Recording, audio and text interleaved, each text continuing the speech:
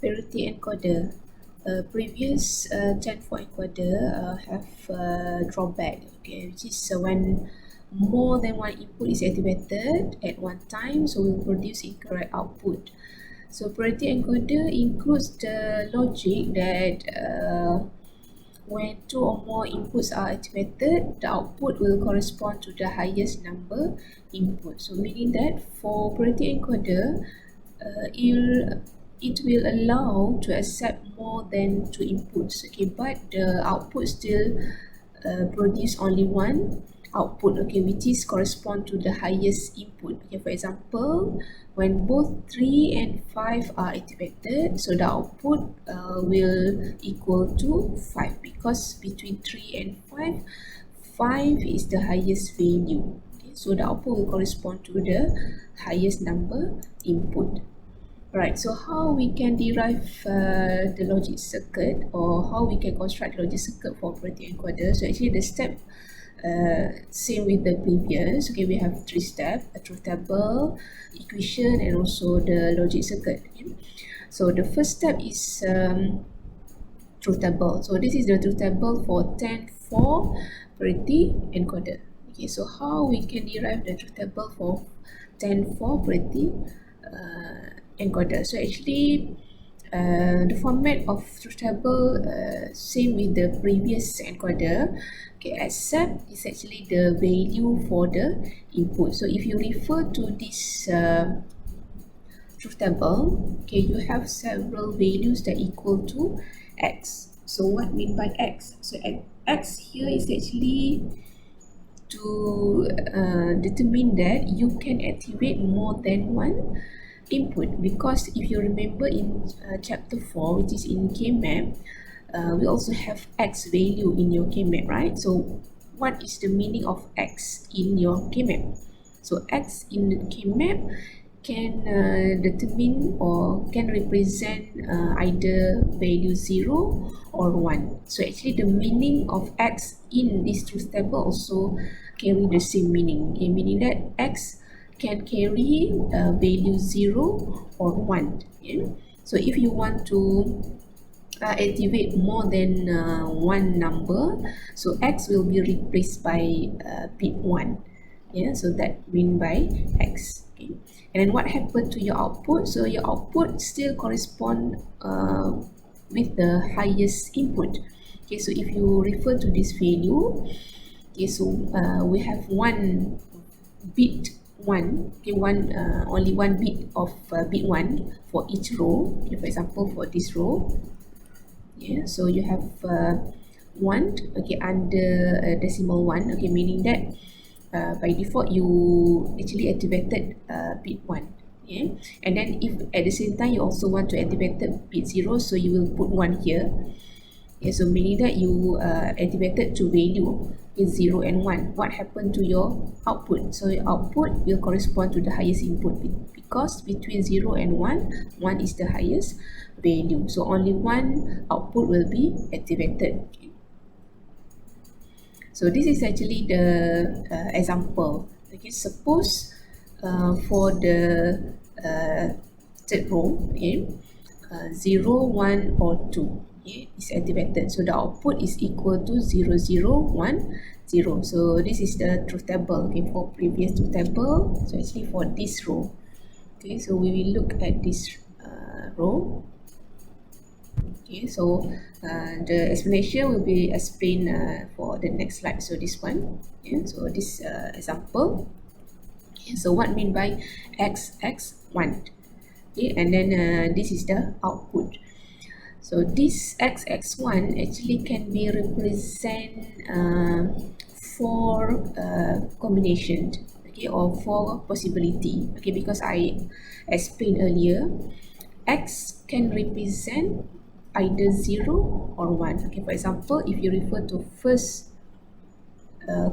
combination, okay, if we replace both x are zeros, okay, meaning that we just activate value 2. Okay, so this is decimal, right? So decimal 2. Okay, so what happened to your output? Your output, of course, will correspond to the decimal 2. So the binary is equal to 0, 0, 1, 0. So for the second row. If we replace the first x is 0, the second x is 1.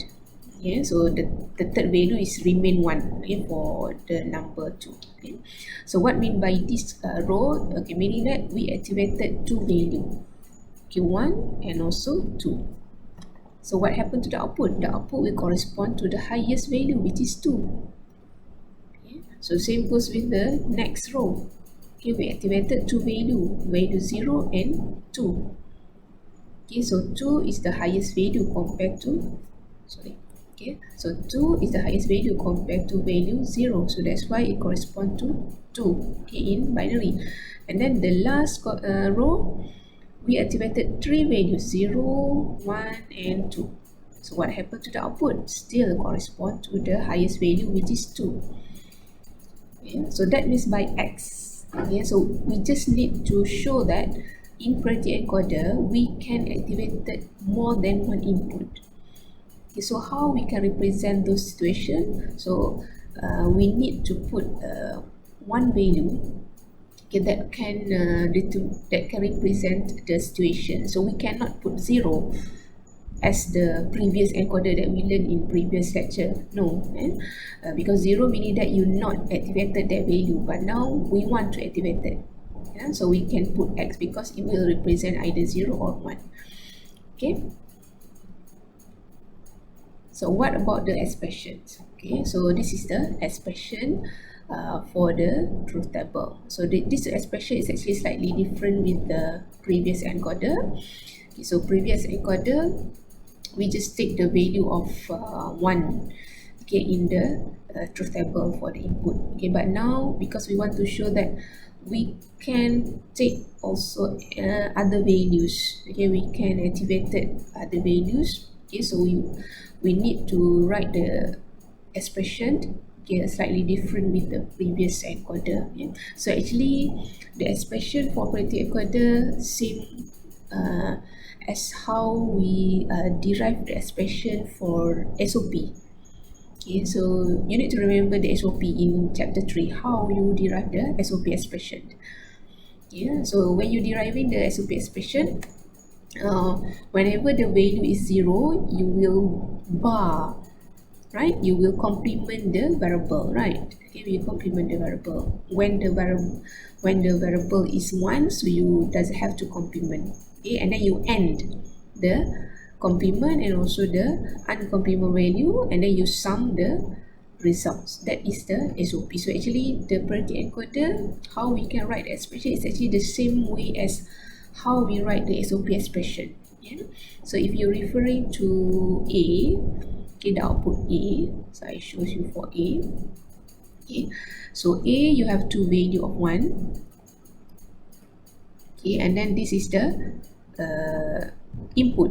Okay, this is the input. Okay, what makes the A is activated or the output A is activated? Okay, when you press input 8 and also when you press input 9. Okay, but we want to show something different, okay, with the previous encoder, so we need to take also the value of 0. Okay, we need to end, okay, we need to end all value here. Okay, we need to end the value of 8 and also the value of 9. Okay, but because your value of 9 is 0, yeah, so you need to complement 9. Why? SOP. Okay, SOP.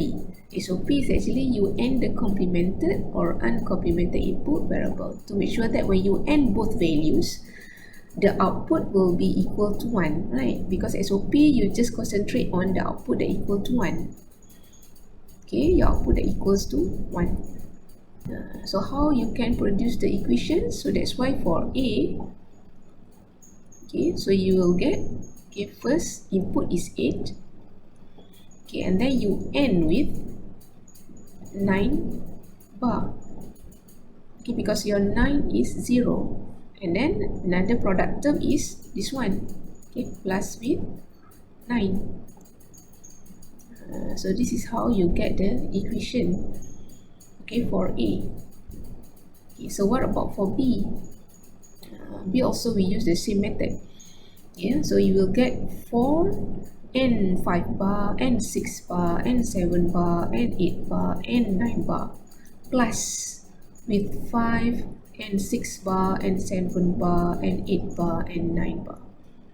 Okay, plus, okay, because we have 4, okay, 6, n7 bar, n8 bar, n9 bar, and the last one we plus with 7, n8 bar, n9 bar.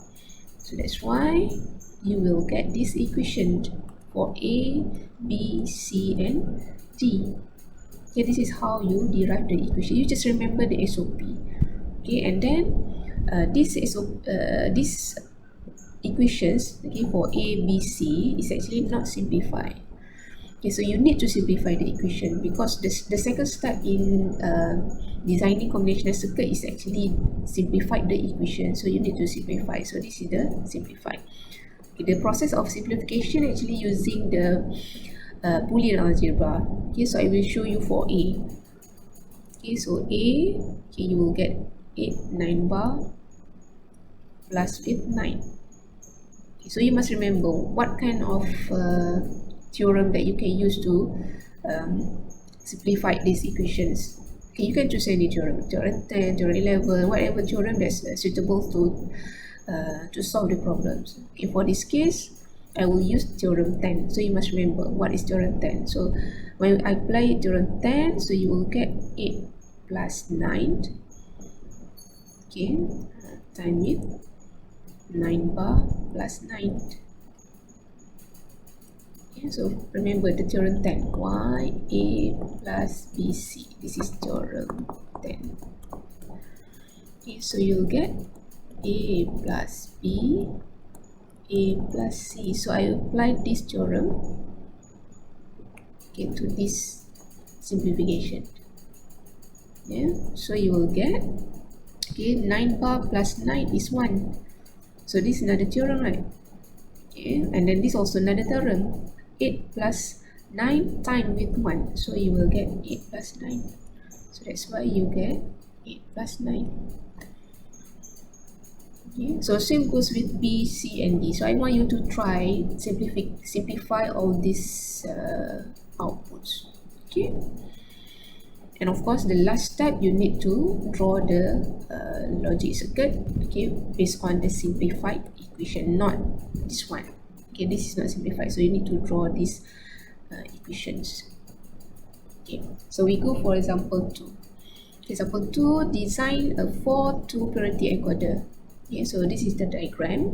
So first step, you need to derive the truth table. So this is the truth table for 4-2 parity encoder. Okay, so same with the previous 10-4. Okay, so we need to put X, okay, to show that we can activate more than one input, but the output still correspond to the highest value. Okay, between these 2 or 3 value or 4 value.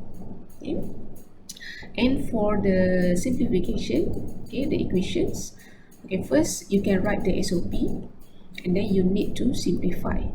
Okay, so this is simplify. So in this example, it shows you how you can simplify the equation. So I want you to understand the concept of simplification. I don't want to explain more about simplification because we have learned in chapter 3. So you just need to remember.